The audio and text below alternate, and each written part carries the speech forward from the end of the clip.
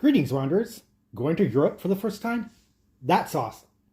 But before you start picturing cafes in Paris or sunsets in Italy, let's talk about the stuff most first-time travelers don't realize until it's too late. Because here's the truth. The biggest travel mistakes in Europe usually aren't dramatic. They're small. They're the kind of things that seem minor at home, but can turn into expensive, annoying, or just plain exhausting problems once you're overseas. So in this video, I'm breaking down the tips most people forget. The ones that can save you money, time, and a whole lot of stress. First, pack less than you think you need. Seriously. This is one of the biggest mistakes people make. Europe is full of charming old buildings, tiny elevators, narrow staircases, and train stations that were clearly not designed with giant luggage in mind. If you bring a massive suitcase, you're going to regret it the second you have to carry it up 3 flights of stairs in a hotel with no elevator. Instead, pack clothing that you can mix and match. Comfortable walking shoes, and only the essentials. If you think you need 5 extra outfits, you probably don't. Second, check your passport and entry requirements before booking everything. A lot of first-time travelers get excited about flights, hotels, and itineraries before they even check the basics. Don't do that. Make sure your passport is valid for your trip, and check the entry rules for every country you're visiting. Imagine finding out after booking that your passport doesn't meet the requirements, or that you need to prepare something specific before arrival. That's a nightmare you can avoid in 5 minutes of planning. Third, bring more than one way to pay. Do not assume your card will work everywhere. Yes, cards are widely accepted in many places, but not everywhere, and definitely not always without issues. Small cafes, markets, rural spots, or certain transit systems may still prefer cash. A smart move is to carry one main card, one backup card, and some local currency. That way, if one card gets declined at the worst possible moment, like when you're standing in front of a bakery full of croissants, you're covered. Also, never assume that your currency is accepted, because it's more than likely that it isn't. Topher and I witnessed this firsthand when we were in Corsica in a remote village called Piana. A couple on the excursion with us ordered Nate food and then attempted to pay their bill with US dollars. They were promptly told that one of them would need to go to the bank a block down the road to get euros. Joyful Wanderer personally uses the Wise multi-currency card, particularly for trips that may involve different currencies. Link will be down in the description. Fourth, know that tipping is different in Europe. This catches a lot of Americans off guard. In the US, tipping is often automatic and expected everywhere. In Europe, it's usually much more modest. In some places, service is already included. In others, people may just round up or leave a small amount. So don't stress about applying one universal rule. Instead, pay attention to local customs and remember that a smaller tip can still be perfectly fine. Fifth, restaurant service is often slower, and that's not a bad thing. If you sit down at a restaurant and nobody rushes you, that doesn't mean they've forgotten about you. In many parts of Europe, meals are meant to be relaxed. People stay longer, talk more, and don't treat dining like a speed event. So don't be dismayed if your server doesn't come to check on you several times during the meal. If you have an issue, just get your server's attention and they'll come to you. One thing that usually surprises travelers is that the bill usually won't just appear automatically. If you're ready to leave, ask for it. It's normal. Sixth, learn a few basic words in the local language. You don't need to become fluent, but knowing how to say a few basic things like hello, please, thank you, and excuse me can make a huge difference. Even a simple effort shows respect, and people usually appreciate it. If you walk into a cafe and start with a friendly greeting in the local language, that small moment can set the tone for a better interaction. And honestly, it makes you feel more connected to the place you're visiting.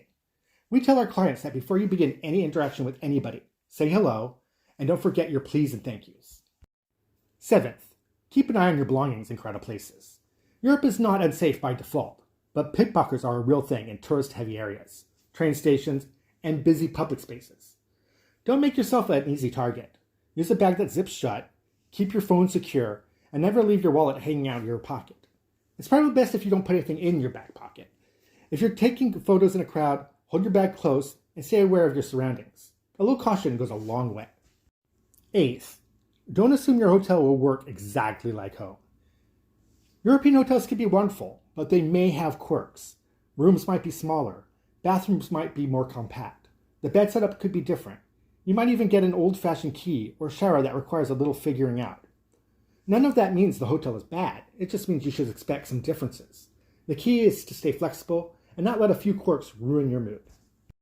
Ninth, Location matters more than saving a few dollars. A cheaper hotel far away from the city center may look like a good bargain online, but it can cost you more in time, transit, and energy. For a first trip, staying somewhere central or well-connected usually makes the experience way smoother. Think about it this way. Would you rather save a little money on the room or wake up and be able to walk out the door and actually explore? Topher and I made this mistake on our Paris trip. We stayed in the Latin Quarter, which was quite a bit of ways from everything we wanted to see while in Paris. 10th, don't try to do too much. This is the classic first-time Europe mistake. People try to cram in 5 cities, 3 countries, and a dozen must-see sites in one trip. And what happens? They spend half the vacation on trains, airports, or dragging luggage from place to place. Europe is not a race. You'll enjoy it a lot more if you slow down, pick fewer destinations, and spend real time in each place. Sometimes the best travel moments happen when you're not rushing to the next stop. Topher and I have also made this mistake when we were in Paris, and we completely agree. Often the best way to see a place is to sit down and observe. Maybe with some wine and a charcuterie board. 11th, give yourself some extra time between connections. Trains, flights, and transfers can be smooth, but delays happen. Platforms change. Stations get confusing. Luggage slows you down. If you schedule everything too tightly, one small hiccup can throw off your whole day. Build in some breathing room. That extra time can be the difference between a relaxed travel day and a full-blown panic sprint through a station with your suitcase trailing behind you. 12th, expect differences, not disasters. This might be the most important tip of all. Some things in Europe will feel unfamiliar. The pace may be slower. The service may be different. The customs may not match what you're used to, but that doesn't mean anything is wrong. It just means you're somewhere new. Something that travelers need to be made aware of is that mealtimes are different in Europe. Generally, dinner is much later than most of us expect. If you expect dinner around 5 p.m., some places may not even be open, so plan accordingly. The best travelers aren't the ones who expect everything to be perfect. They're the ones who stay flexible, stay curious, and roll with the differences. So if this is your first trip to Europe, keep it simple, pack light, plan smart, carry backup payment, and don't overload your itinerary. The more you prepare for the little things, the more you can actually enjoy the big things. The food, the sights, the culture, and the experience itself. Europe is incredible. Just don't let few avoidable mistakes steal the fun from your first trip. When you're ready to plan your European adventure, call or text Joyful Wanderer at 188-299-1969. Talk to you later, Wanderers. Bye.